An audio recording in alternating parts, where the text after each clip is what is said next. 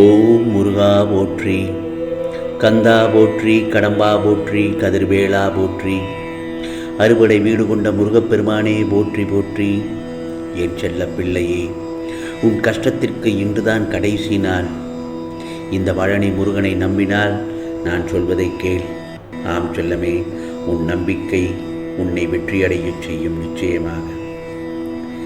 அந்த நேரத்தை நீ எட்டிவிட்டாய். இனி உனக்கு எல்லாமே நல்லதாகத்தான் நடக்கும்.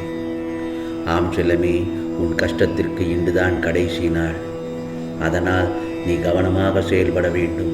ஏனென்றால் உன்னை ஆட்டி படைத்த பிரச்சனை தீரும் நேரம் வந்துவிட்டது. உற்சாகம் மட்டுமே உனக்கு ஏற்பட போகிறது. சேற்றில் கல்லெறிந்தால் கரைபடுவது உனக்குத்தான். அந்த கல்லுக்கோ கரை உண்டு, ஆனால் உயிர் இல்லை. அதே போலத்தான் உனக்கு வரும் பிரச்சனைகளுக்கு உயிர் இல்லை. ஆனால் நீ அதை பெரிதாக எடுப்பதால் தான் அதற்கு தேவையில்லாமல் யோசித்து அதற்கு உயிர் கொடுத்து கரை என்னும் சேற்றில் கிடந்து அழுது அல்லோலப்படுகின்றாய். அதனால் உன் கவலை என்னும் சேற்றில் விழாமல் நடைபோட கற்றுக்கொள். எல்லா பிரச்சனைகளுக்கும் ஒரு முடிவு இருப்பது உனக்கு தெரியும். அதுபோலத்தான் உன் எல்லா பிரச்சனைகளில் இருந்தும் வெளிவர சோகம் கவலை என்பதிலிருந்து நகன்று போ. அப்போது அது உன்னை பாதிக்காது. பிரச்சனையிலிருந்து விடுபட்டு விடுவாய். எல்லாம் சுகமாகிவிடும். ஆம் செல்லமே, உன் கோரிக்கைகளை நான் என்றுமே நிராகரித்தது கிடையாது தானே. நிச்சயமாக அதை நிறைவேற்றுவது தானே என்னுடைய கடமை. உன் பிரச்சனைகளை எல்லாம் தீர்க்க பல உதவிகளுடன் உன்னை தேடி வந்து கொண்டிருக்கின்றேன். இந்த பழனி முருகன் உன்னுடைய தீராத பிரச்சனையை என் உதவியால் முடியப் போகிறது. கவலைப்படாதே. உன் சோதனை காலம் முடிவடைகிறது. நான் அனுப்பும் நபரால் மிகப்பெரிய உதவி கிடைக்கப் பெற்று உன் பல நாள் பிரச்சனைக்கு முடிவு கிடைக்கப் போகிறது. முருகா முருகா என்று நீ என்னை முழு மனதுடன் வணங்குவதுடன் உன் நம்பிக்கையோடு நமக்கு நம் முருகன் இருக்கிறார் என்று இருக்கிறாய் அல்லவா? அப்படி இருக்கும்போது நான் உன்னை கைவிடுவேனா? சந்தோஷப்படப் போகிறாய். ஆம் செல்லமே, உன் வாழ்க்கையில் பல மாற்றங்கள் ஏற்பட உள்ளது. அந்த மாற்றமோ ஏற்றமாகத்தான் இருக்கும். இனி சந்தோஷம், மகிழ்ச்சி, நிம்மதி என சகல சௌபாக்கியங்களும் பெற்று சீரும் சிறப்புமாக வாழப்போகிறாய். அதே பட்சத்தில் நீ எடுக்கும் முடிவுகளை நிதானத்தோடும் நம்பிக்கையோடும் பிறருக்கு தீங்கு விளைவிக்காத வகையில் நீ எடுக்க வேண்டும். பிறருக்கு தீங்கு விளைவிக்காத வகையில் எடுக்க வேண்டும் என்று நான் அடிக்கடி சொல்வது அதற்காகத்தான். நீ நம்பிக்கையோடு நீ நிதானத்தோடு நீ செயல்படும் போது எடுக்கும் முடிவுகள் மற்றவர்களுக்கு எந்த ஒரு பிரச்சனையும் இருக்காமல் இருக்க வேண்டும். சோர்வு தோல்வியை தூக்கி எறிந்துவிடு. அணிதினமும் இந்த பழனி முருகனை நம்பிக்கையுடனும் பொறுமையுடனும் வணங்கி வந்தாய் அல்லவா?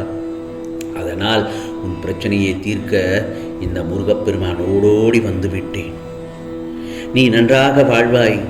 உன் முகத்தில் புன்னகை வரவழைக்காமல் நான் ஓய்வெடுக்க மாட்டேன். என்னுடைய பாதுகாப்பு உனக்கு வலிமை வாய்ந்த கவசம் என்பதை அறிந்து கொள். வருட கணக்கில் நீ கஷ்டப்பட்ட காலங்கள் மாறி வாழ்க்கையில் நிம்மதியாகவும் சந்தோஷமாக வாழப் போகிறாய். அதற்கு இந்த முருகப்பெருமானின் முழு பொறுப்பு. இது என்னுடைய சத்திய வாக்கு. உனக்கான கனவுகள் அனைத்தும் மெய்ப்படும் நேரம் வந்துவிட்டது. ஏன், உன் மனதில் தோன்றும் தேவையற்ற சஞ்சலத்தை அழித்து விடு. உன் வார்த்தைக்கு யாரும் மதிப்பளிக்கவில்லை என்றால் வருத்தப்படாதே. உன்னுடைய நல்லதொரு வார்த்தைகளை செவிசாய்க்காமல் நடப்பவர்களுக்கு அது இழப்பாகத்தான் இருக்கும். உன் அருமை இப்போது புரியாதவர்களுக்கு மிகப்பெரிய உதவி செய்ய நான் வரப்போகிறேன். ஆபத்தில் நீ இருக்கும்போது உன்னை காப்பாற்ற இந்த பழனி முருகன் நிச்சயமாக நான் வருவேன். இன்னொன்றையும் நன்றாக தெரிந்து கொள். ஆபத்தை நீ தேடிச் சென்றால் என்னால் மட்டுமல்ல, வேறு எவராலும் உன்னை காப்பாற்ற முடியாது என்பதையும் தெரிந்து கொள். உன் தெய்வ நம்பிக்கை ஒருபோதும் கைவிடாதே. எதை நோக்கி போகின்றாய் என்று முடிவு செய்துவிட்டு முன்னேறு.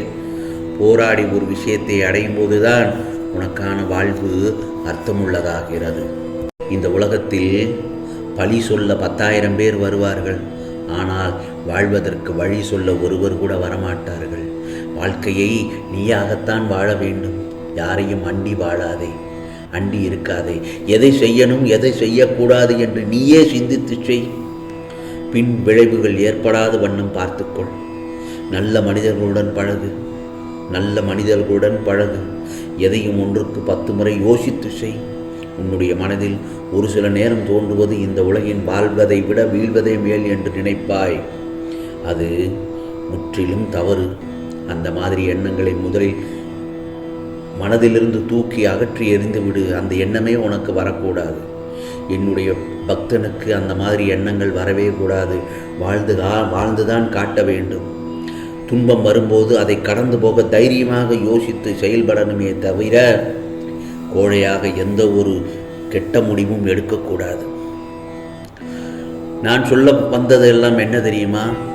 இன்றோடு உனக்கு கஷ்டகாலம் எல்லாம் முடிந்து விட்டது என்று தான் சொன்னேன். உனக்கான நல்ல நேரமும் வந்து விட்டது. தைரியமாக இரு. நீ நினைத்தது நடக்கும், கேட்டது கிடைக்கும். நான் சொல்வதை நீ கேட்பதால் நீ என்னிடம் பலமுறை கேட்ட வரத்தை நான் தரப்போகிறேன். சந்தோஷமாக பெற்றுக்கொள். உனது கவலைகளும் குழப்பங்களும் எல்லாம் கண்டிப்பாக மாறும் நிலை வந்துவிட்டது. கவலைகளுக்கு காரணம் கர்மவினை மட்டும்தான். முருகா, நான் எந்த தவறும் செய்யவில்லையே என்று நீ புலம்புவது என் காதில் கேட்கிறது. இவையெல்லாம் முந்தைய ஜென்ம பலன்கள். அதற்கு தாதான் காரணம். கஷ்டம் தொடர்கதையாக இருக்காது, நிச்சயமாக இல்லை. எப்போது என்னுடைய கரங்களை இறுக பற்றி கொள்ள ஆரம்பித்தாயோ அப்போதே நீ விடுதலையின் படியில் கால் வைத்து விட்டாய் என்பதை உறுதியாக நம்ப வேண்டும். இந்த பழனி முருகன் உன்னுடைய வலிகளையும் பிரச்சனைகளையும் நிச்சயமாக நீக்கி விடுவேன் என்பதை நீ நம்புகிறாய் அல்லவா? நம்ப வேண்டும் என்றெல்லவே உனக்கான பிரச்சனைகள் உன் கழுத்து வரை மூழ்கி இருக்கலாம். உனக்கான பிரச்சனைகள் வேதனை படுகொலியில் ஆழமாக தள்ளப்பட்டிருக்கலாம். அவற்றிற்கெல்லாம் வருத்தமே படக்கூடாது. அமைதியாக இருக்க வேண்டும். நம்பிக்கையோடு முருகா முருகா முருகா என்று, முருகனுக்கு அரோகரா என்று என் நாமத்தை இடைவிடாது சொல்.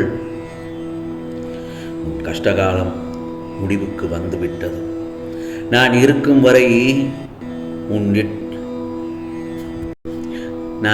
வரை நீ எந்த ஒரு கஷ்டத்திலும் நீ இருக்க மாட்டாய். நிச்சயமாக அதிலிருந்து நான் வெளியே கொண்டு வந்து விடுவேன். கவலைப்படாதே. எப்போது என்னை உறுதியாக பற்றி கொள்ள ஆரம்பித்தாயோ அப்போதே நீ உன் கஷ்டத்திலிருந்து விடுபட்டு விட்டாய்.